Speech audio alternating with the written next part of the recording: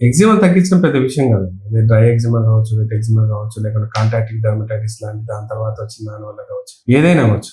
అది 100% మనం తగ్గించుకునే అవకాశాలు ఉన్నాయి. అది ట్రీట్మెంట్ తీసుకున్నట్లయితే తగ్గిపోతూ ఉంటుంది. దానికి కొంచెం అలర్జిక్ డర్మటైటిస్ లేదా అలర్జిక్ ఎగ్జిమా లాగా ఏదైనా వచ్చిందంటే ఏవైతే వస్తువులు పడుతున్నాయో అవి కొంచెం మనం పత్యాలు పెట్టుకొని మెడిసిన్ వాడినట్టు సెట్ అవుతుంది. ఇక రిగార్డింగ్ సోరియాసిస్కి వచ్చినట్లయితే అది వన్ ఆఫ్ ద టఫెస్ట్.